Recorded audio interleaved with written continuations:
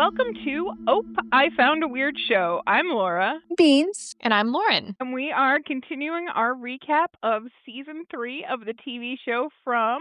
So today we're halfway through now. We're on episode 5. And that one is called The Light of Day. And that one, we very much, sometimes you aren't sure why the things are named the things and you have like guesses at it. This one's like, no. We get why this one's called that. So we start this episode with Boyd and Ellis and Donna all getting Randall into Colony House. It is still nighttime. And remember at the end of the last episode, the monsters like cut up his face and his throat, then left him alive on the hood of the ambulance. So yikes. Very rude. Yeah. Like just, you know what, you could have just killed him.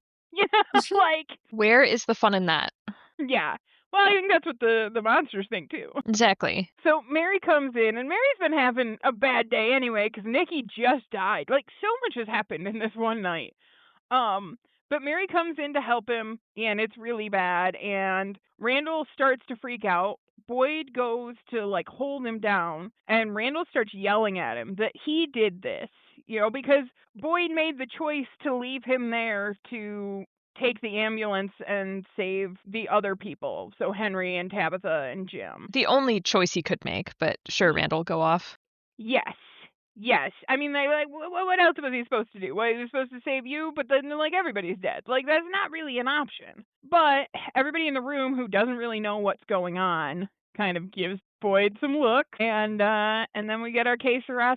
So pretty quick intro there. It's finally daytime now. And Boyd is outside the clinic. Jade and Kenny are helping Christy because she still has her busted ankle. And Boyd asks what happened. Christy is more concerned about the new ambulance. She said, where'd this come from? And Boyd tells him, it's been a long night. Mary comes running out and helps Christy get inside, and the guys stay outside. They didn't get as much food as they planned because they were helping Christy back. And they ask about what happened the night before. And Boyd tells them Tabitha's back. She was on the ambulance when it came in. He explains the whole went into a tree, got pushed out of a lighthouse thing. And they finally are having a town meeting, but Jade's like, nope, I'm going. And Boyd was like, Kenny was like, just leave, let him go. And Kenny and Boyd head into the clinic. Jade is not waiting for that town meeting. He wants some answers. He loves to push into a house unannounced. So Rooms red 0. Yeah. But we love him for it. At the house, Henry is digging through some laundry. And remember, Henry is Victor's dad. When Donna comes up, and Donna tells him that she sent some people out to go look for Victor. And he says if he'd known he was going to see him, he'd have worn a better shirt. And Donna's like, hey, you know, we're hiding the good stuff up in an upstairs closet. Like, let's go fix you up. And they head up there to go get some supplies. And so Sarah and Victor, after their little fort time, are heading to the colony house because they have to go pick up some supplies because they're on the hunt for Jasper. And, you know, they've got to get like string or something like Jade had to get them back. And they walk into people cleaning up, and Sarah asks, like, oh, what happened? Tilly says that last night was a bad night. And Sarah starts getting some looks from some of the others, so she's like, you know what, I'll just go wait outside. And at that point, Donna comes down the stairs and sees Victor, and he asks, who died? And Donna tells him Nikki, and he's, oh. and that Randall was pretty torn up, and he's at the clinic. Victor's like, okay, I got to go get some things from my room. And Donna's like, whoa. There's something else. So Tabitha is back, and Victor gets excited at this news. Because he likes Tabitha. That's, you know, she was really nice to him.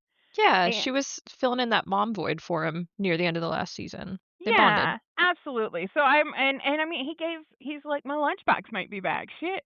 My lunchbox. That's what he really cares about. You only think it's about Tabby. He's just like, my lunchbox. So Donna goes on to tell him that, you know, she had someone with her. It was his dad. Victor is shocked. He says it's not possible, and Donna tells him like, "Nah, he's upstairs." But Victor's like, "Nope, I'm not dealing with this," and he storms out. And Sarah's standing out there, and she tries to talk to him, but he just keeps walking. And she follows after him, like trying, like, "What happened?" And eventually she's like, "This isn't fair. You came into my house, you made me sit in that fort, and now you won't tell me anything." And he's like, "Donna said my dad is here. You should go home. We'll get Jasper later." I have things to process. I think it was at this point, because I had said in the first episode that we saw his dad, or maybe the second episode, that like, oh, I had originally thought maybe he was a deadbeat. Like, we don't know anything about him because Victor had never said anything about his dad. So I was like, maybe he is not a bad, like, maybe not a good guy, and we just don't know it yet. But then with his time with Tabby, it was like, no, he seems like a decent dad who just is like mourning his family. Yeah. And then at this point, I was like, maybe he was a bad dad. Like, maybe they're just like really throwing us a loop because like Victor does not want to see him. Like, obviously, there can be 10,000 reasons he doesn't want to see his dad right away. Yeah. But at this point, I was like, are they really going to do this to Victor right now? So I was concerned at this point. Well, and like, I mean, to me, it's one of those we've seen Victor throughout the show very much like blocking things from the past, right? Things that would be painful. And I think losing your family and not being able to get back to the one remaining member of your family would be incredibly painful. Yeah. Oh, poor Victor. Yeah. It also kind of goes back to the things of like if you had the option to bring someone to Demon Land with you, would you? And Absolutely not. I feel like all of us would choose no. Yeah, yeah, that's true too. And maybe he's just like he feels kind of guilty that his dad's there because if he wasn't there, Hmm. his dad wouldn't be there, type of thing too. Yeah, very much Yeah. so. Yeah, Yeah, 'cause- especially if Tabby's the one that brought him, because that's all he knows is that Tabby brought someone with right? her. So it might be like, oh shit, I sent Tabby and she brought my dad to this hellhole. Yeah. So back with the Matthews family. Speaking of Tabby, Julie and Ethan are asking her some questions. Julie asks her what it was like. She says like it was scary waking up at the hospital, not knowing if it was a dream, which we very much like. Lauren was very much like, "It's a dream." I trust nothing. This place is like trying to drive them batshit crazy. What else could it have done? That would have been a great thing for it to do. And that's very fair to think that if you're that person, right? Yeah. So Patty understandable. even And thought that. yeah, but and then Ethan asks like, "You talk to Grandma?" And Julie says she doesn't understand going from a lighthouse to the in the woods to a hospital in Maine. Tabitha's like, "Girl, I don't either." Like, you and me both. But she wishes she could explain more. And Jim says the important thing is that Tabitha is back and we're all here together, and I don't have to be a dad anymore. Uh, Yeah. so Jade bursts in the door because that's what Jade does. And he says he needs to talk to Tabitha, and Jim gets all aggro and tells him to back off. And Tabitha's like, "No, no, no, this is okay. We actually became friends when you weren't around." Oof, sus. It's like the way you worded that. Oh god. Well, where was he when they were talking? I don't even remember. I think on his conspiracy kick with I was Randall. say, wasn't he with Randall? Yeah, yeah, he was. Yeah, when you were out with your buddy Randall, I made best friends with Jade. What you gonna That's do right. about it? And we were smarter about our shit. We didn't try to Right? kill anybody. Yeah. We picked the better option here. Um, so Jade asked about the tree, and Ethan's like, "Yeah, it's a faraway tree, duh." there, there are a bunch of them in the forest, but this one has the bottles on it. And Jade asks about the lighthouse, and was it the same lighthouse that Miranda was looking for? And Tabby's like, it has to be. Jade asks her like, can she get back there without the tree? Which is such a smart question because those trees are so suspicious of like we can't really trust the trees, right? Because they could send you anywhere. You could end up in the chimney like Boyd. And so, can we get back there without the tree? Is like super smart Very question. valid question, yes. Yeah. I after he asked it, I was like, yeah, I guess that's a good question because I would be like, I'm lazy. I'm taking the tree. Taking the shortcut. Yeah. Who wants to go for a hike? Like, let me jump in the tree. We'll get there. See, oh no, I'm so sorry. I'd have made the mistake in thinking that I could trust that tree because Victor knew about that specific tree. Tabitha went through that specific tree. So it's going to take me to the place that I think it's going to take me to. I'd have made that mistake. Well, he also did tell Tabby this one always takes you to the tower. The others will take you anywhere, but this one takes you to the tower. Yeah, that's so what his yeah, mom I would have told been like, him. yeah. So I'd have been like, okay, cool. So we can trust this tree. I'm gonna go in. Bye. Nah, I don't trust those trees for nothing. We got to do extensive testing on the trees. But you know, they're kind of figuring out the tree, and Jade is like, we need to go to the tree. Jim has had enough. And you know, she just got back, and Jade wants them to go out there again.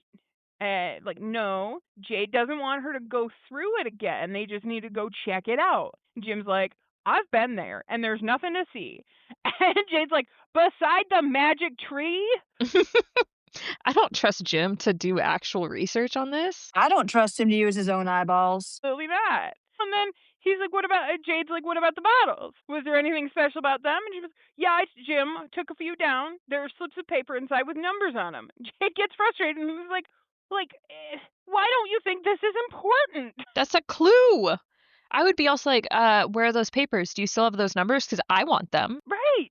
And, you know, Jim says this place does a good job of messing with their heads. But, like, the thing is, Jim falls for it every time that it happens to him. And, like, Jim, you have no leg to stand on because which one of us was the government spy that you wanted to, like, string up? Right. Let's go back to that. I don't trust you at all. So, but Jade is very like, this is different. It has to be, you know, he gets that this place is a giant mind fuck, but Tabitha went home. That's not a trick or a dream. That's real. And there's a town full of people who are going to be banging down their door demanding answers whether you have them or not. So please take me to the tree so we can find some. Sounds like a good plan. But Tabitha did promise Boyd that she would go to the town meeting. And Jade's like, the town meeting is a waste of time, but going to the tree is a start. The town meeting is not a waste of time. You should have been having them regularly to begin with, but you didn't, so now it's going to be fucked up. Yeah, that's the thing. It's like they should have been these town meetings all along. We should have been having every other day town meeting. What are you talking about? Everybody, give all the information. Well, that's the thing is people are still holding back information. Nobody knows about the phone calls and Thomas calling them other than Jim and Ethan and probably Julie at this point. You know, like everybody's still holding on to too much information that they should be sharing. Mm-hmm. But what you gonna do? It's Jim. At the clinic, Randall is in a lot of pain, and Kenny tells Boyd, you know, they couldn't bring back all that food, so they need to send some people back to the settlement before the next snowfall. Boyd says that they'll figure that out, and then Kenny's like, you know, there's something out there that's different. We heard it both times now, walking around outside the cabin at night. Boyd says, if that's all it's doing, we got bigger things to worry about. I will say my thoughts on the cabins later. I just hate the lack of urgency. Like there is something out there, and it could be the monsters. It could be. It's not like you've put your peepers on it, but let's get the fuck out there and figure it out. Doing with your day. You don't have day jobs. Like all you have to do is think about surviving and think about this place. Yeah. Thinking is not their strong suit. No, it's not. So Kenny asks about Randall, like why didn't they kill him? And Boyd thinks they want them to look at him. When the sun is up, they want them to remember what's coming at night. Something that keeps people sane here is that they get to pretend that they're safe during the daytime, but with Randall walking around, they don't get to pretend anymore. Also, who was pretending that they were safe at night at this point? They've had how many incidents in the last month alone? Like, they stopped pretending after that like 90-day incident thing became like 0 every day. Yeah, I don't know that it was necessarily a reminder that they're not safe, but just a, hey Boyd, look at what your decision cost you. Yeah, I think this is more targeted towards Boyd.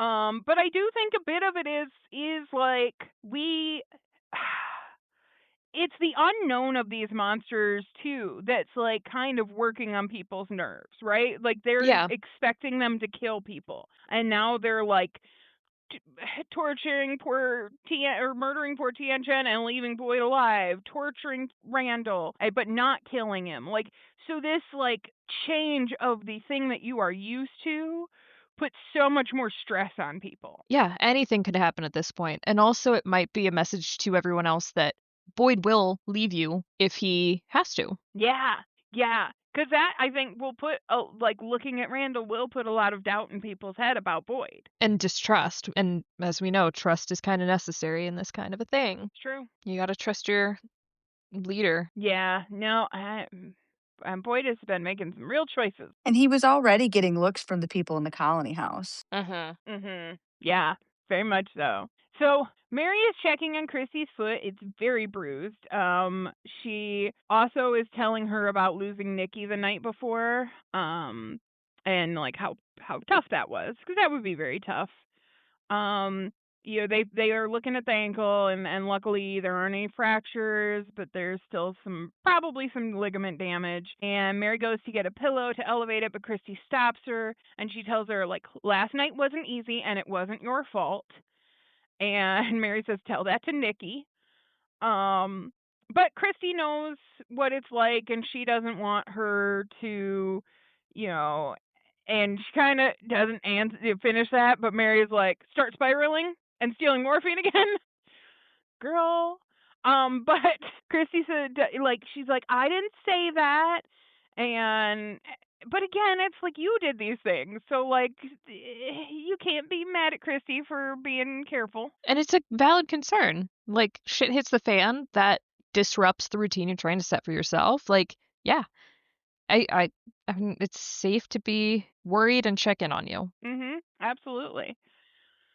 And Mary comes over and tells Christy, like, you're the patient right now. Stop worrying about me, and let me worry about you. And Christy's like, we can worry about each other. And then they hear Randall moaning in the other room. So Mary goes out to check on him, and Boyd and Kenny come in too. But Mary tells Boyd, like, no, you will only make it worse. And Boyd pretty quickly sees the truth in that, and instead they head out to the town meeting, and Mary heads over to Randall. Something that I will say, Mary is the most stable addict I've ever seen. Okay. Look, I've had friends that were addicted to things, and to quote one of them, it never goes away. It's always scratching at the back of your mind, even years after, So she's like, how long has since her recovery episode? Like, it can't have been that long. Yeah, I mean, I would guess maybe a couple weeks, if anything. Yeah, so let's just say she is the most stable, recovered addict that I've ever seen. Maybe the possession thing, whatever that she went through, had an effect on that. It Yeah, could that have, could yeah, be. good point. So back at Colony House, Donna is showing Henry Victor's room, and Henry is still struggling with the fact that his son is alive. He looks around and he tells Donna that for the first few years, every time he turned a corner, there would be a spark of hope that maybe he would see all of them there, and they would smile and laugh and cry together about what a horrible mistake it was. And then that hope went away, and it became easier to tell himself that they were dead and gone. So that's what he did. And all of that time, Victor was here alone. And Henry asks her, like, what kind of man gives up on his family? No wonder Victor doesn't want to talk to him. Donna tells him to, give Victor a little time. He'll come around. And Tilly comes up and tells them they're all headed down to the town meeting. I see why Henry feels that way, but like, what were you? It was like almost 40 years. Yeah, it's a very difficult position to be in. And it's not like he gave up on them right away. Like he had talked about hoping for a while, but yeah, there's a certain point where you're either going to continue hoping and lose yourself in that, or you have to just kind of accept that something has happened and you've got no control over it. Yeah. So, but I I think can see both. some of it though, is that he probably did accept this. Like, yep, this is the facts. This is reality, and it kept him sane. And it was probably for the best that happened. But speaking from exact experience, not of course demon land or anything, but parental guilt is so real and so very powerful.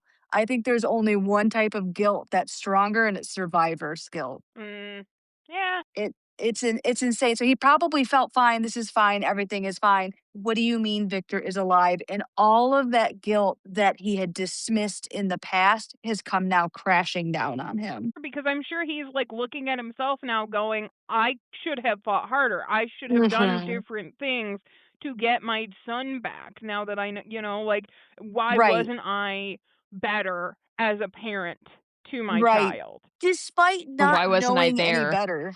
Yeah.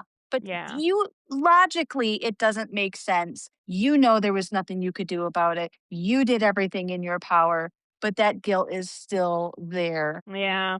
So at the diner, most of the town is there. Gail is being impatient.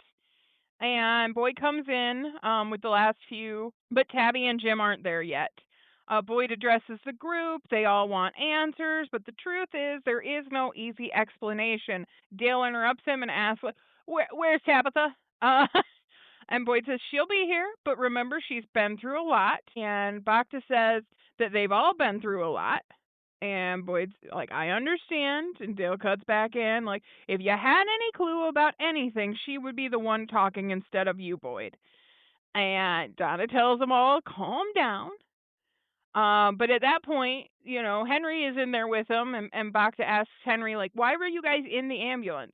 And he tells her, well, there was an accident, and he was taking Tabitha to a park near his house. But Tabitha, like, they spot her outside the window, and everybody, like, immediately switches focus and ignores anything Henry was gonna say. Um, and before walking in, Tabitha asks Jim, like, uh, what should she say? And he tells her, like, just tell the truth. And as soon as they walk in, Dale starts out like asking, like, did you really go through a tree? And Jim's like, let her talk. And she's like, yeah, I did. And she starts telling him about the faraway tree and like what she went through. But back at the colony house, Clara, suspicious always, is leaving late to the meeting. And Julie walks in, and Clara's like, "Oh, are you gonna go to the town meeting?" She's like, "Nah." Julie's like, "I just got to grab something." And Julie heads up to Ellis and Fatima's room, and she's looking out the big window and thinking about when Fatima told her, or what Fatima told her on her first night. If you climb high enough, even a nightmare can look like a dream. And she grabs some of their weed stash, and on the way down the stairs, Elgin is kind of like in the other room right next to the stairs, and he calls out because he's not expecting anybody to be there. And Julie starts to answer, and she starts hurrying down the stairs. And Elgin like almost hits her with this fireplace shovel thing. But he stops when he sees it's her and immediately is like, I'm so sorry. And Julie other she's like, the fuck? And then she's like, are you okay? And he's like, no. And he goes to walk away and Julie stops him and she's like, you know what? I could use some company if you're not busy. I like these two together. I do, and I also laugh anytime someone asks Elgin if he's okay because that poor boy has not been okay since we've seen him, like since we met him. Yeah. It's been Yeah. one thing after another for him. Oh yeah, absolutely. Poor Elgin. So back in the car graveyard, Victor is sitting like in the back of his mom's station wagon, and Sarah comes up and asks what he's doing. And Victor says he never drew pictures of him, talking about Henry, talking about his dad. When Victor was alone here, he always drew pictures of things he saw because the pictures would remember, but he never drew pictures of what came before. He told himself it was a dream. So like this really makes sense to like when Victor said this is his home because he blocked out all of the other stuff for his mental health. Yeah, because it would be painful remembering a place that you cannot go back to. Like, Yeah. what good does it do? Like putting myself in his mind, he doesn't think it does any good. So One is no, especially as a 9-year-old. yeah, Like that that is a very valid like coping mechanism that I mean, you got to do what you got to do to survive. And if you've got to block everything out, it's what you got to do. So Sarah tells him that none of that matters. Uh, Henry is here and waiting for you in town, and Victor tells her that his dad is waiting for a little boy that drove away a long time ago. What's he going to think when he sees Victor? And she tells him, like, I don't know. She knows she's supposed to tell him that it'll be okay and that he'll love you no matter what, but she doesn't know if that's true. And Victor tells her, like, you're really bad at this. Hey, she's not lying though, so like, hey, Yeah. take that. But I love that Victor's like, he just has such awareness of things and such a blunt way of stuff. And he's just like, all right, yeah, no, I'm not going to Sarah for pep talks. Demon talks, sure, not pep talks. Sarah says she's sorry. She doesn't know him that well, but he seems like a really good person, and that's something to be proud of here. She would give anything to feel like a good person again. And she goes to sit with him and tells him, maybe you aren't the only one who is afraid. Maybe Henry is afraid of not being the dad that little boy remembers. And that hits Victor. And he scoots closer to Sarah and he puts her, his head on her shoulder and she puts hers on his. And it's very sweet. I love Victor. Yeah. Victor's scenes with everybody just hit hard, and he's good at like making everybody seem more human. Like there's so much chaos going around, but he just has a good way of bringing out the emotions and just like bring everybody back to some form of, I don't know, humanity. Right. No, absolutely. There's just something about it, and it's because I mean it's a couple things. Like he's just a really good person, but like because he's so blunt and because he's so kind of socially awkward, it like kind of you're right, it makes everything more human. But yeah, no, poor Victor. So back at Colony House, Julie and Elgin are getting high, and he has told her about the kimono lady. I love that they talk. And Julie starts asking him questions about it, and Elgin, sees her when he's awake, and he thought she was trying to hurt him, but last night she asked for his help. But we don't know with what. And Elgin says if his grandma was here, she would probably tell him it was an angel or something. And he says, in his grandma's voice, which I will not replicate, remember now, there's a reason why angels say fear not when they or when they show themselves to someone. Even Gabriel was terrifying. Julie tells him she would take the kimono lady over what she's hearing in her head right now. And Elgin asks, like, what? And she's, just mostly screaming. That's That's what not I'm concerning at all. Yeah. But she says she doesn't just hear it, it's like she can feel it too. But the weed makes it quieter, so that's pretty nice. Yeah. She and Jade can just be high all the time. Right? So we can assume that Randall and Mary are dealing with the same thing. Elgin asks if she's talked to her folks about it, and she says, what are they going to do? They're I down wouldn't tell at, Jim. I would not tell Jim either. No, he's not going to be helpful. He's going to tell you you're dumb or something. He'd probably try to plug a radio to your head. I was gonna say he'd probably tell you to just stop. Stop hearing the voices scream. You'll be fine. Have you tried just feeling better? Right. God, yeah, I would hate to go to gym with to be a teenage girl and have Jim as your dad. Like, nah, I'm not talking to you about nothing. You're just the worst, Dad. So Elgin asks her what she thinks it means, and Julie says she. Oh, well, so they said that she didn't talk to her parents because, like, look, they got other things they're trying to figure out, like what it means that Tabitha got out. And Elgin asks her what she thinks that means, and she says, like, I don't think it means anything. She thinks this whole place exists to make them suffer, and maybe that's why it let Tabitha out. The best way to make them suffer is to give them hope. She doesn't think it will ever let them go. And he tells her that she's depressing when she's stoned, and they have a laugh. I mean, it's a possibility that, like, this could be just another thing that the place is doing to mess with their heads. Yeah. I feel like that's a tactic we've seen in, like, other shows and movies of, like, make them think they've escaped, but, like, they're still caged. It's very easy to use hope against people. Yeah. So back at the diner, Tabitha shared her story, and at that point, she's just finishing up, and Clara finally walks in. And Fatima asks if she contacted anyone. Did she let the police know about this place? And Tabitha says she wanted to, but like people start getting pissed, and someone says, "Are you fucking kidding me?" And Jim gets all like, "Watch your mouth." And Tabitha's like, "No, like you don't understand. They wouldn't have believed me." Donna says you don't know that.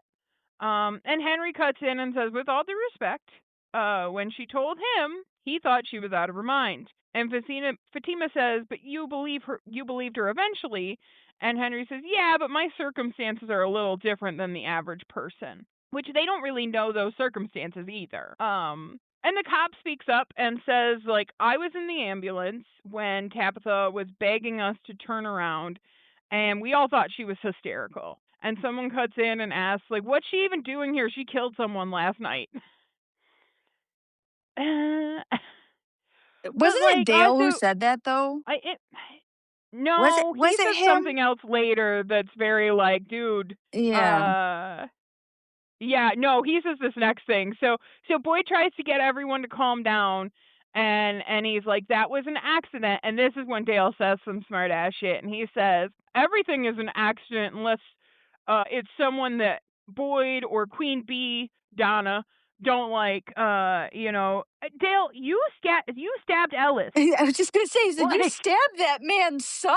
Respond and been like, "Oh, okay, so, like, okay, Dale's in the box next, got it." right? Yeah, Jesus. Dale is very single-minded sometimes.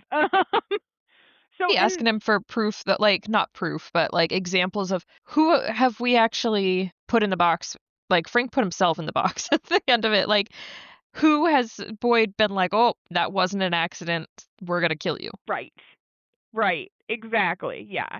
Shut up, Dale. So Clara speaks up, who had missed the whole damn meeting, right? And says that, Tabitha had an opportunity that none of them have ever had before, and she blew it. She had the And, opportunity to be on time, but ain't nobody talking about that. like, that's such a weird, like, instigaty thing. I mean, granted, not that there was much to instigate. It was all fully instigated at this point. Um, and Jim cuts in and asks, like, what would you have done? And Dale says he wouldn't have taken a day trip to the park. Henry and Tabitha say, like, that wasn't what it was. And Fatima tells them, like, that if you were out there in the real world where people can help, how can she not take advantage of that? They may have thought she was crazy, but what if they didn't? What if someone believed her? And Tabitha cuts in that someone believed her, and look where he is, sitting here with us. She's sure everyone could have done a better job, and she's sorry that they didn't have the opportunity. She's sorry that she doesn't have the answers, and she and Jim walk out. Also, Fatima, I think that's really crazy that you'd be like, "You should have tried telling people all this because someone might have believed you." Like, no, she would have been in an institution in 2 seconds flat. People do not believe in shit they haven't seen for themselves or have some connection to. Very out of character for Fatima, and I think the only reason she's reacting this way is because she's worried about the baby. Yeah, I agree. Because this seems so out of character for her. I'd be worried about the baby too if all I could keep down was rotten food and blood. Blood. Mmm, delicious blood. Yeah. Deli- Yummy. delicious cadaver blood. Um, so Boyd tells everyone the most important part of all of this is that Tabitha got out. It's not just hoping and wishing. There's concrete proof it's possible. And Dale's like, "Where's the tree?" And Boxes asks, why aren't we all lining up to get in the tree to go home? And Boyd's like, it's not that simple. They can't run out into the forest and hop into the first tree they see. Seema's like, why not? She doesn't want to be here a second longer than she has to be, even if there's the slightest chance they're, what are they waiting for? And Ellis even speaks up and he's like, she's right. They can't sit here and talk all day. Boyd reminds them that the tree he went in sent him into an underground chimney. It almost killed him. And Kenny speaks up and says, wasn't the tree, it was the lighthouse that got her out. It's like, and Dale says, like, great, let's go to the lighthouse. And then, we'll all go home. And Boyd and Dale start yelling at each other. And Dale's had it, with Boyd's plans and rules. He wants to go home. And then Dale walks out. So, yeah, that town meeting did not go well. We need somebody other than Boyd running it. And everybody else just shut the fuck up a little bit. That's the thing. We keep telling them to talk, but now I'm like, no, but you need to shut up and listen. We need to work on our active listening abilities. I just keep telling myself if they had been more open with everybody from the start about everything, maybe they wouldn't be so skeptical now. So Yeah, I agree with that because if they'd have been if they'd have been talking about these faraway trees, right? Okay, but this is the information that I have, and this is the information that I have. They wouldn't be all like, "Well, where's the tree? Where's the tree? Where is it? Let me go grab a backpack." I feel like they'd be less angry if they had all the pieces that everyone else has. absolutely, I agree 100%. And the fact that not everybody in this town already, like, why don't they all know what the damn faraway tree is? Like, why is this? Yeah, I'm mad. I'm mad at their lack of communication skills. They should have all been told about it with the colony house situation and Julie going through one. Like, everyone should have known by that point. Jade doesn't even know until Tabitha came back. It's crazy. I was surprised he didn't. Like, I was like, how does he not? Oh, that's right, no one told him. Crazy. Yeah, because he just hasn't experienced it. And then, so, like, if you haven't experienced it or, like, aren't a family member of somebody who's experienced it, you kind of miss out on some information. That's bullshit. So, but it makes me mad because that's not how I would run my town. But, like, I get it for these people. Like, that's true to character for these people who are in this town. Now, if we were in this town, things would run a lot differently. But what you gonna do? So, back with Jade and Ethan, Ethan asks him, like, why didn't you go to the meeting? And Jade says, like, one thing you learn as you get older, that any meeting with more than 3 people is basically pointless. And Tabitha and Jim come in and say the meeting didn't go great. Tabitha says, like, she's taking Jade to the tree. Jim is surprised, but Tabitha tells him, like, she has nothing to tell the others. They're right. She came back with nothing. She owes it to them. And Jim tells her, like, you just got back here and now you want to go back out there? And Jade reminds, like, she's not going in the tree. And Jim tells him, like, stay out of it. And Ethan says, like, I want to go too. That little Ethan. And and he's such a, like, quest lover, He's like, ooh, we got a new adventure. I'm down. But which I'm kind of, at this point though, it's kind of nice to see Ethan a little more excited about things again, because he's been such a weird little bastard the last couple episodes after everything. Yeah, like he's been a creepy little almost monster child himself. He's been a little depressed, is what I would say. He's been pretty creepy. Asking if Tien Chen looks like the inside of the cow. That was rough. So Jim says no one is going to the tree. Which, fuck you, Jim. How dare you? Shut up, Jim. And right.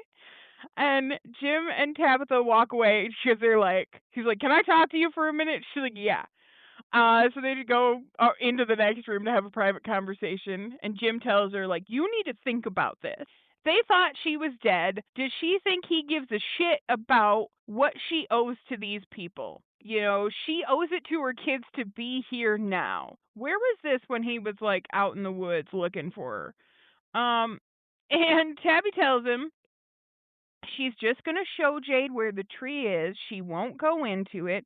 Jim says, fine, but Ethan stays with me. When she was gone, he ran off looking for her, and does she really want to take him out there and show him where the magic tree is? And Tabby's like, okay. And she goes back out there and she tells Ethan that he's going to stay here. And he's like, well, I want to help. And she says, you're helping by staying here. And Jade and Tabitha go off. But, like, I don't want to shake Jim because he's all high and mighty right now. But Yeah, he's never been one for uh, equal standards. He's always had those yeah, double standards for everybody. But he does have a good point about not wanting Ethan to know where that tree is. Because, yeah, he totally absolutely. would go for it. Yeah, I would not show Ethan where that tree is either.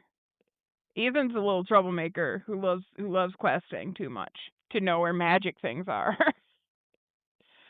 So outside the diner, Boyd is walking, and Ellis runs after him, and Boyd is pissed and asks him, like, what the fuck is wrong with you? And they're sitting on a powder keg, and he and Fatima are lighting matches. And Ellis like, she's upset.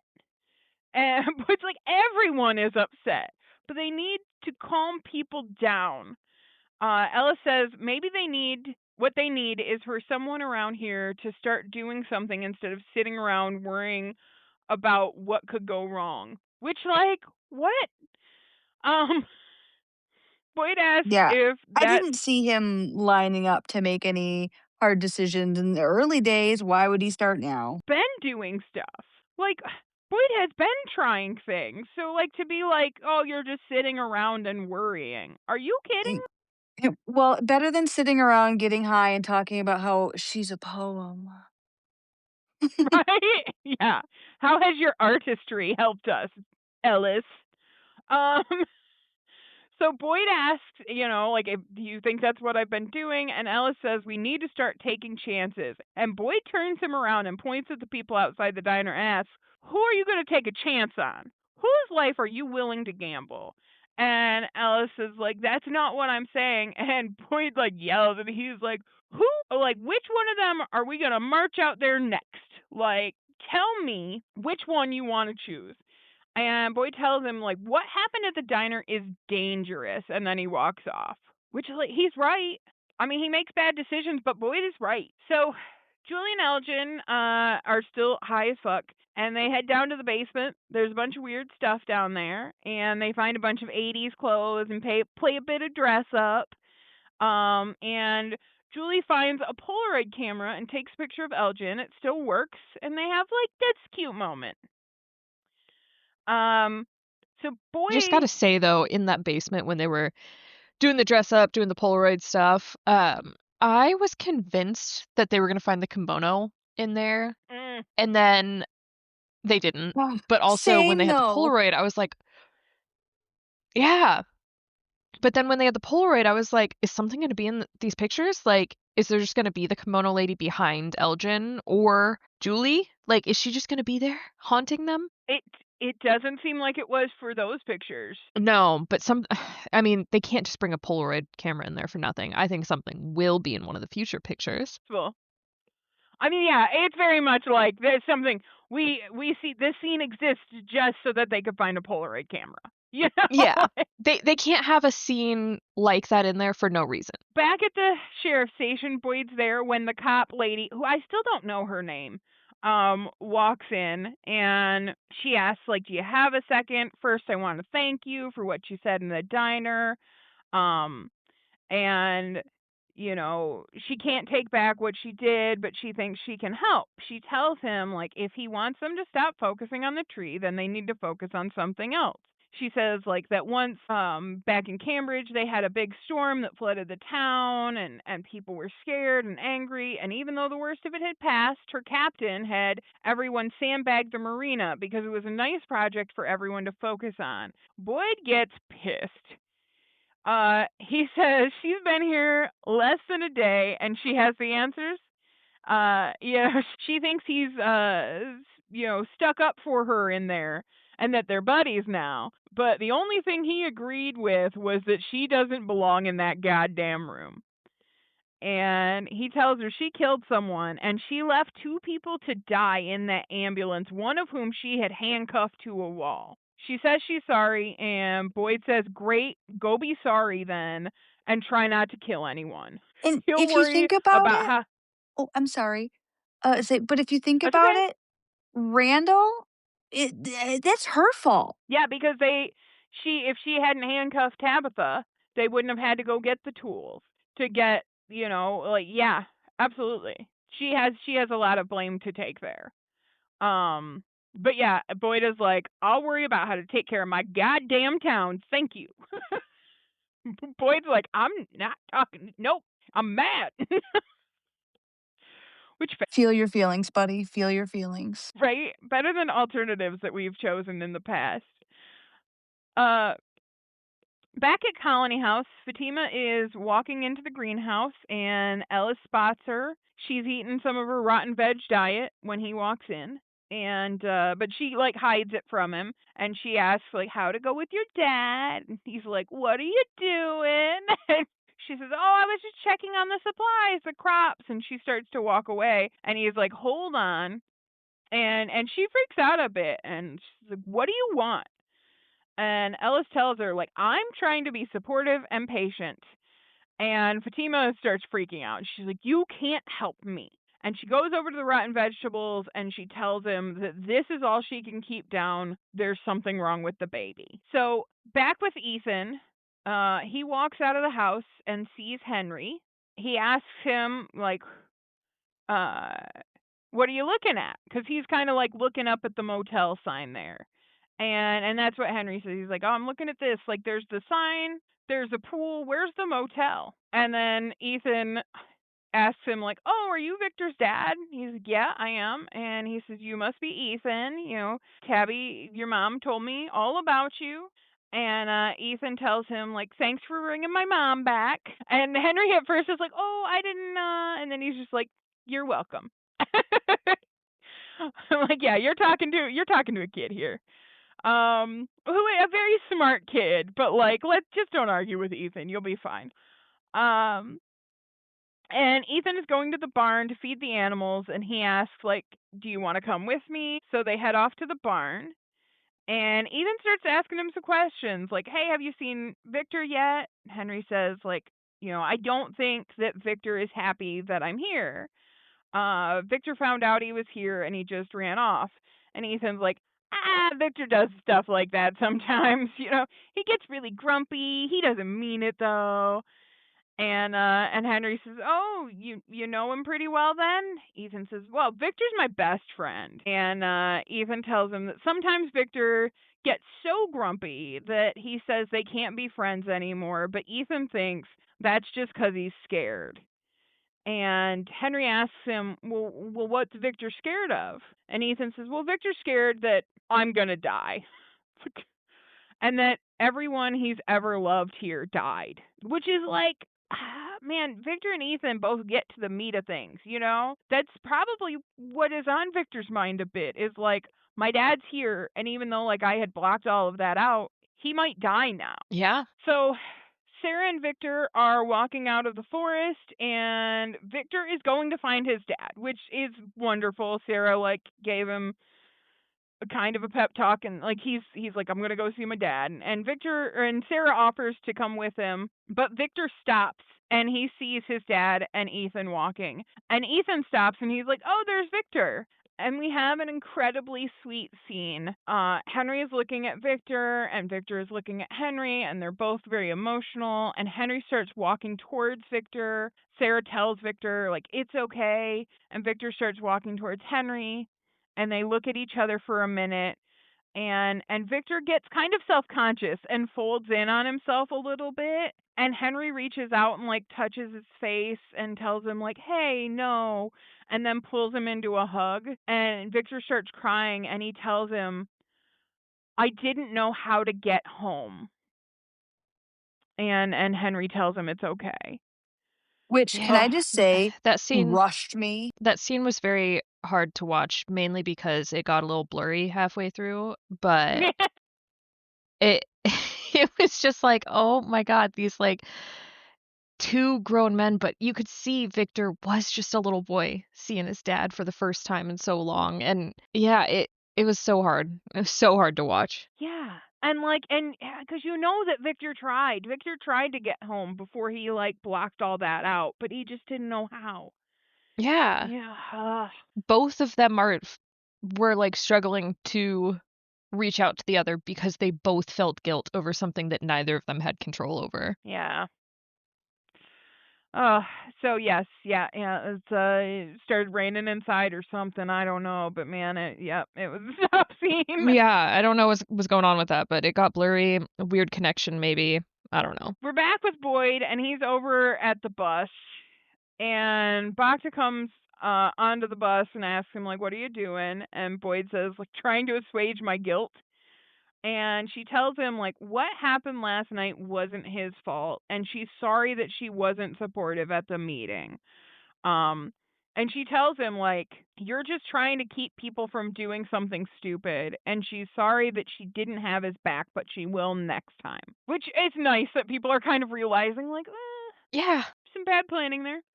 See, for me, if I was Boyd, I'd be like, next time, you think I'm going to have another town meeting next time? Nah. You saw what happened. Never again. I will never speak to one of you ever again. If I find the way out, good luck. I'm not telling y'all nothing. Not telling you nothing. Y'all mean. Knowing Boyd, he would still do what he can to protect these people because he knows why they're angry. Oh, 100%. Yeah, 100%. Boyd's a good egg. He knows it's not like they're mad at me. They're just mad at the situation and don't know how to handle it, so they're venting it at him. Yeah, yeah. And that's kind of what happens when you put yourself in a leadership position. Yeah. And I say this as someone who said, fuck you, Boyd, you fucked up many times, and I'm mad at him still. But I also understand that most of this is not his fault. Yeah. So Jade and Tabitha are out at the tree. Jade is trying to get more bottles down to see what the pieces of paper say. And Tabitha is they're just numbers, which there was a moment where he was like, you want to climb the tree? He loves getting people to climb trees for him. And Jade's they have 4 numbers. They could be dates, but Tabitha has one that it says 2659. So if it is a date, it's well in the future. And it might be, though, a month, day, year thing. Yeah. Oh, Jade is going to obsess about these numbers. Don't you worry. Good. So Jade sits down with her and tells her, I saw your freaky kids, which I think we all were like, Julie and Ethan? What a weird way to talk about her children. Damn. But no, he means the uncooey kids. And he says, down in the tunnels. He went down there hoping to find something to help Julie. And instead he saw the symbol, but it's not a symbol. It's a hole in the ceiling, and the slashes were roots. And the kids were laid out on slabs of stone, repeating that word over and over again on Kui. And he felt fear in that moment like he'd never felt before. But there was a glimpse of something he knew was there. For the first time, he felt like there were threads that were starting to connect. The fact that someone took the time to put those numbers in those bottles has to mean something. It only looks like chaos until you understand the pattern. At that point, Dale walks up. He's like, oh, is this a tree? I'm going in. And Jade and Tabitha are like, no. And Jade says I wouldn't do that if I were you. And Dale tells him that I'm not you, and that's why you're gonna be sitting there with your thumb up your ass while I'm back home getting us some help. That's what a smart person would do. And Dale goes into the tree. Do you think Dale would actually get help, though, or is he just gonna use his freedom to go do whatever the hell he wants to do? I think he'd get institutionalized. Well, yeah, probably. I do think he would be screaming it from the rooftops, but I don't know.